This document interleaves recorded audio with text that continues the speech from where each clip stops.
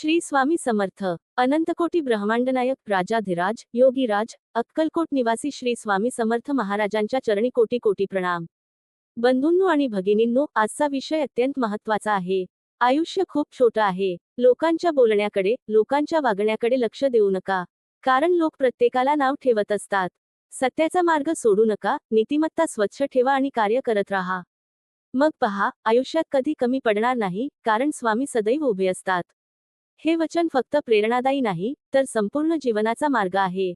माणसाचे आयुष्य क्षणभंगूर आहे. जन्माला आलेला प्रत्येक जीव एक दिवस या जगातून जाणार आहे. पण या अल्प आयुष्यात आपण काय कमावतो? पैसा, प्रसिद्धी की लोकांची स्तुती? यापैकी काहीही कायमचे राहत नाही. कायम राहते ती आपली सदाचारी कर्मे, सत्य, सेवा आणि भगवंतावरील श्रद्धा. लोकांचे बोलणे कधीच थांबत नाही.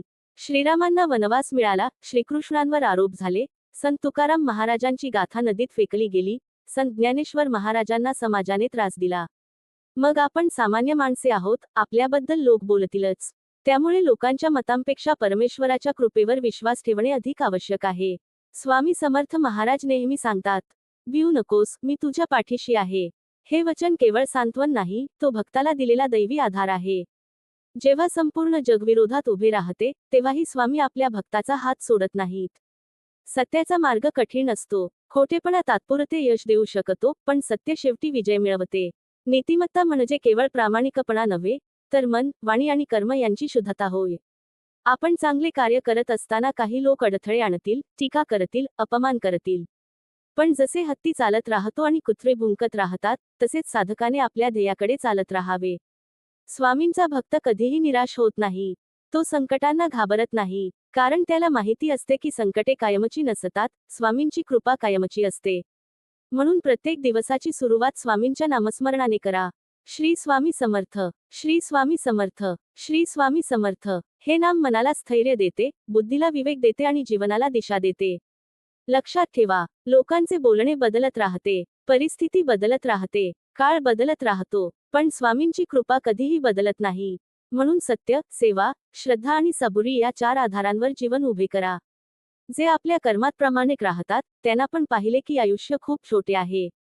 म्हणून लोकांच्या बोलण्याकडे लक्ष न देता सत्य, नीतिमत्ता आणि स्वामींच्या चरणी अखंड श्रद्धा ठेवणे आवश्यक आहे. आज आपण या विषयाचा अधिक खोलवर विचार करूया. मनुष्याचे सर्वात मोठे दुःख कोणते असेल तर ते लोक काय म्हणतील याची भीती.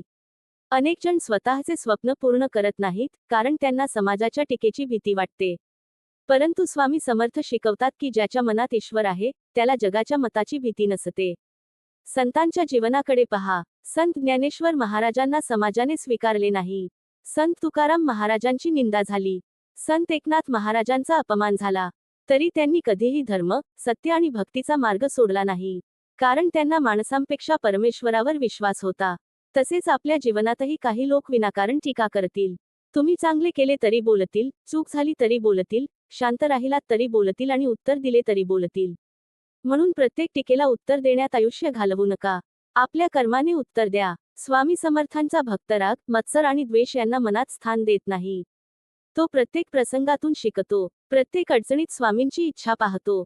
लक्षात ठेवा, झाडाला फळे लागली की त्यावरच दगड मारले जातात. कोरड्या झाडाकडे कोणी पाहतही नाही. त्याचप्रमाणे जे चांगले कार्य करतात, त्यांच्यावरच टीका अधिक होते. त्यामुळे टीका ही तुमच्या प्रगतीची खूण असू शकते. नीतिमत्ता म्हणजे फक्त चोरी न करणे नव्हे. नीतिमत्ता म्हणजे विचार, वाणी आणि आचरण यांची पवित्रता. खोटे बोलून मिळालेला लाभ क्षणिक असतो, पण सत्याने मिळालेला सन्मान कायमचा असतो. स्वामी समर्थ सांगतात की प्रत्येक कर्म परमेश्वराला अर्पण करून करा. मग यश आले तरी अहंकार येणार नाही आणि अपयश आले तरी निराशा येणार नाही. जीवनात संकटे येणारच, पण संकटे ही शिक्षा नसतात, ती आपल्याला अधिक मजबूत बनवण्यासाठी येतात. जसा सोन्याला अग्नीत तापविल्याशिवाय तेज येत नाही, तसा माणूसही संकटातून अधिक परिपक्व होतो. म्हणून रोज सकाळी उठल्यावर मनोभावे प्रार्थना करा. हे श्री स्वामी समर्थ महाराज, माझ्या मनात सत्य, प्रेम, दया आणि संयम वाढवा. लोकांच्या स्तुतीने मला गर्व होऊ देऊ नका आणि त्यांच्या निंदेमुळे माझा मार्ग बदलू देऊ नका.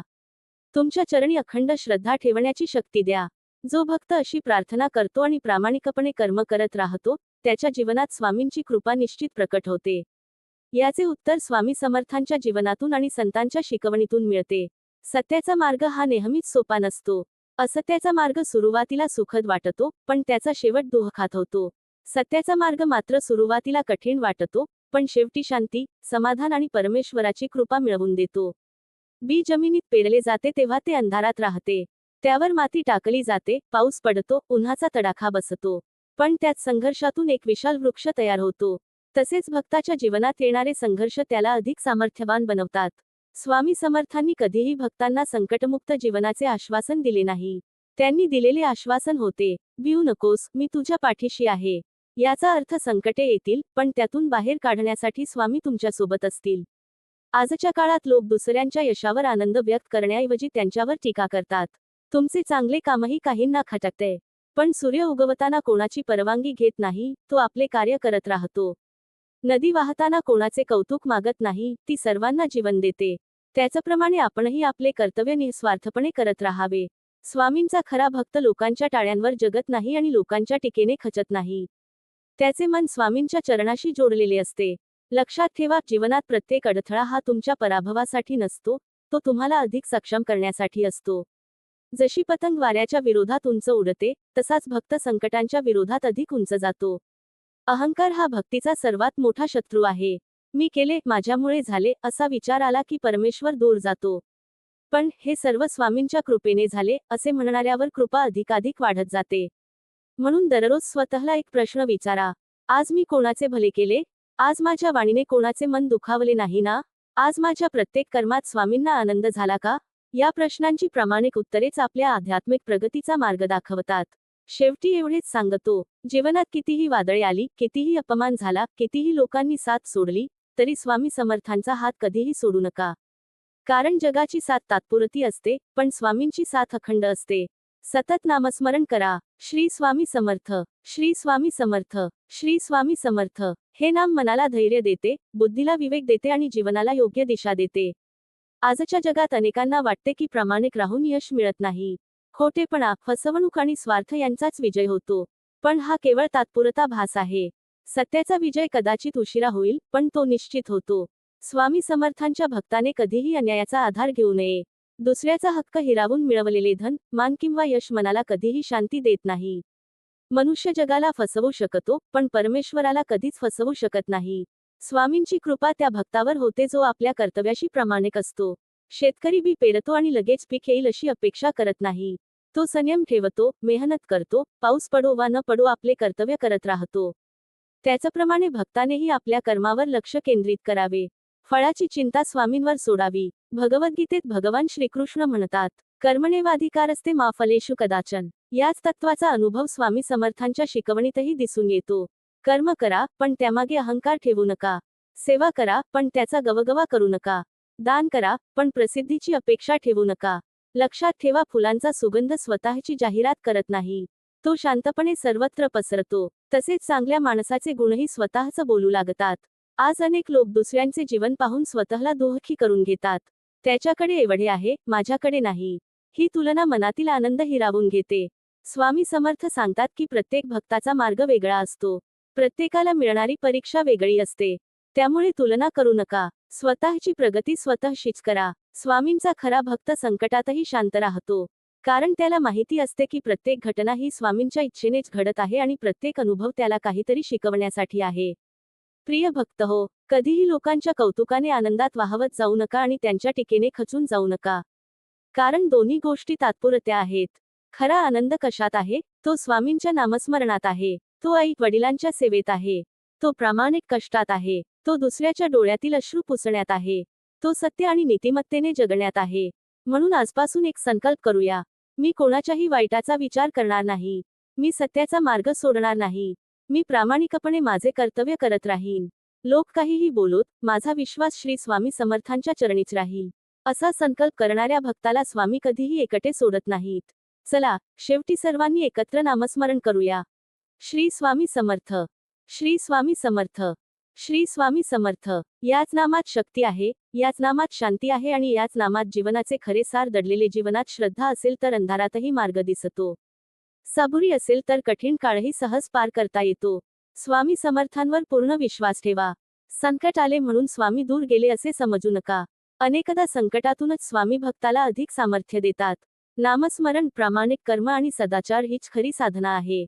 बोध, श्रद्धा मनाला स्थैर्य देते आणि रागाने मन जळते, पण क्षमेमुळे मन शांत होते. ज्यांनी आपला अपमान केला त्यांच्याविषयी द्वेष बाळगू नका. क्षमा करणे म्हणजे चुकीचे वर्तन योग्य ठरवणे नव्हे, तर स्वतःच्या मनाला द्वेषाच्या ओझ्यातून मुक्त करणे होय. स्वामी समर्थांचा भक्त सूड बाळगत नाही. तो न्याय परमेश्वरावर सोडतो आणि स्वतः सत्कर्म करत राहतो. बोध, क्षमाशील मनातच स्वामींचा खरा वास असतो.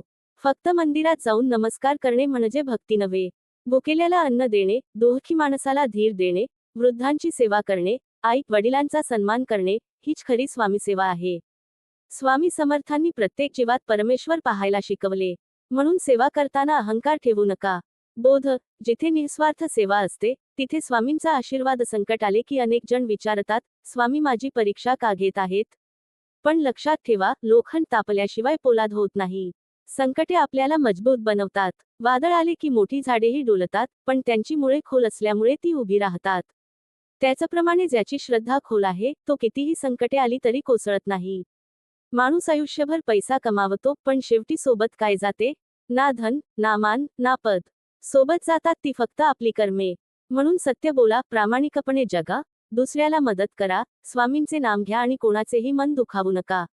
हाच जीवनाचा खरा खजिना आहे. जग तुमची ओळख विसरेल, पण परमेश्वर तुमची कर्मे कधीच विसरत नाही. चला, शेवटी सर्वजण एकत्र नामस्मरण करूया. श्री स्वामी समर्थ.